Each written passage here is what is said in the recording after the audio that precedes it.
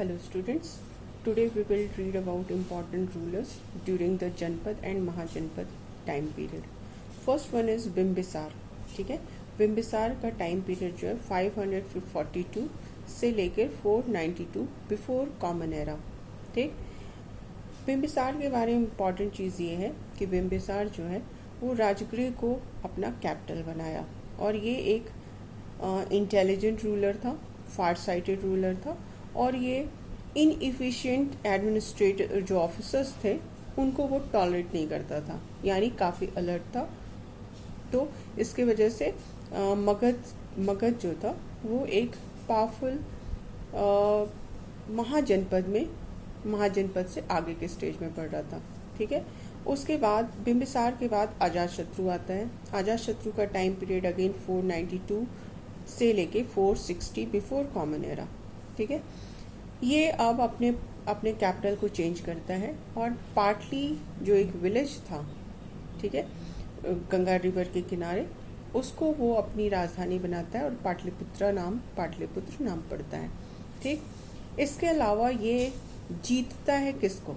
महाजनपद को. उसमें है कौशल, काशी और वैशाली. ये तीन को जीत के ये मगध में महाजनपद जो है उसमें एनेक्स कर लेता है, जीत के मिला लेता है. ठीक है, इसके अलावा लिच्छवी पे कंट्रोल रखने के लिए, नज़र रखने के लिए ये एक फोर्ट्रेस, एक किले का भी निर्माण करवाता है.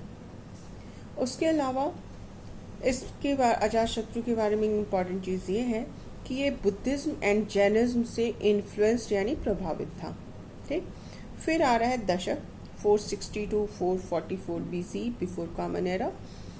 अब इसके बारे में जो हम लोग को इस पुराण से हम लोग को इन्फॉर्मेशन मिलती है, उससे हम लोग को पता चलता है कि इस पीरियड के बाद शिशुनाग वंश और नंद, ये दो पावरफुल डायनेस्टीज आती हैं. ठीक है, और नंद के समय मगध जो है वो एक बहुत प्रेस्टिजियस प्लेस अटेन कर लेता है, हासिल कर लेता है, पोजीशन अटेन कर लेता है. ठीक है, और इसके अलावा मगध जो है अब वो फर्दर अपनी टेरिटरी को इंक्रीज करता जाता है, बढ़ता जाता है, पावरफुल होता जाता है. और फिर नंद डायनेस्टी का जो लास्ट रूलर था दैट वाज घनानंद. ठीक है, अब एडमिनिस्ट्रेशन हम लोग देख लेते हैं. ऑब्वियसली कि किंग जो था वो पावरफुल हो चुका था, हेड ऑफ द स्टेट था, सुप्रीम पावर उसी के हाथ में थी. ठीक है, तो हेड ऑफ द आर्मी भी वही था.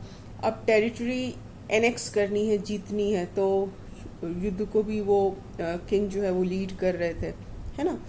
इसके अलावा अपने राज्य को चलाने के लिए ये लोग बहुत सारे महामात्र मुख्यमंत्री जो है और मंत्री सब हैं उनका अपॉइंटमेंट ये लोग किए हुए थे. उसको ऑब्वियसली राजा चुनता था क्योंकि वही मोस्ट पावरफुल था.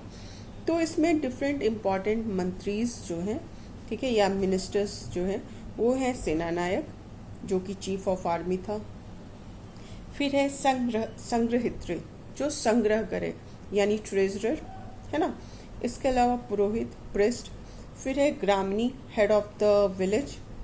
और इसी चीज़ को स्टेट लेवल के लिए आयुक्त में बांटा हुआ था. ठीक है, आयुक्त भी एक सिमिलर पोस्ट था. इसके अलावा हम लोग क्या देख रहे हैं कि रिपब्लिक जो थी, अभी हम लोग लिच्छवी जो थी, लिच्छवी, ये सब डिफरेंट हम लोग रिपब्लिक भी तो देखे थे ना. तो वहाँ पे जो सारे ऑफिसर्स का चुनाव होता था वो काउंसिल करती थी. वो वहाँ पे रूलर नहीं करता था बल्कि काउंसिल करती थी. ठीक है, तो हम लोग क्या देख रहे हैं कि किंग के पास पावरफुल एंड डिसिप्लिन आर्मी आ चुकी थी क्योंकि अब टेरिटरीज को इंक्रीज करने के लिए, दूसरे एरिया को एनेक्स करने के लिए, जीतने के लिए बहुत सारी वॉर्स चल रही थी और जो महाजनपद से उसको अपने में मिला रहे थे लोग.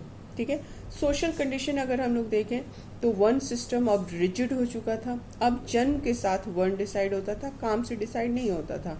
ठीक है, अब भी जो है क्षत्रिय ज़्यादा इम्पोर्टेंट थे क्योंकि लड़ाई हो रही थी, वो लड़ाई में पार्टिसिपेट कर रहे थे और अपने एरिया को प्रोटेक्ट कर रहे थे. तो क्षत्रिय जो हैं वो ज़्यादा पावरफुल थे ब्राह्मण के कंपैरिजन में.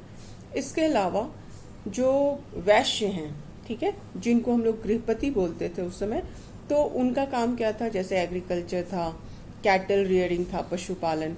इसके अलावा ट्रेड भी उन्हीं का काम था. ठीक है, तो वो अर्न कर रहे थे सोसाइटी के लिए. इसके अलावा हम लोग क्या देखते हैं, विमेन की जो कंडीशन थी वो अभी प्रेस्टिजियस थी, ठीक। वो वेद की स्टडी करती थी, उनके लिए एजुकेशन अभी इम्पॉर्टेंट माना जाता था, ठीक है। लेकिन अब शायद, क्योंकि कंफर्म नहीं है, लेकिन शायद कुछ ट्राइब्स जो है वो अब अनटचेबल कंसिडर होने लग गई थी, ठीक है।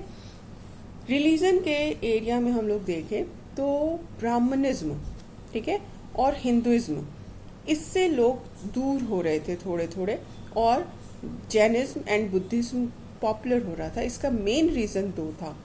एक तो वर्ण सिस्टम जो था वो रिजिड हो गया था, ठीक है। अब उनका काम जन्म के साथ डिसाइड हो रहा था, उनकी ग्रोथ का कोई चांस स्कोप नहीं था। जबकि वर्ण सिस्टम न तो जैनिज्म में था न बुद्धिज्म में था। दूसरा, जो पूजा पाठ रीति रिवाज जो थी वो बहुत स्ट्रिक्ट रिचुअल्स को फॉलो करना पड़ता था, ठीक है। तो उसमें बहुत ज़्यादा खर्च, उसमें बहुत ज़्यादा प्रयास, ये बहुत कुछ करना पड़ता था पूजा पाठ के लिए, यज्ञ के लिए। इसके कंपैरिजन में बुद्धिज्म और जैनिज्म में न तो कास्टिज्म था और न रिचुअल्स थे।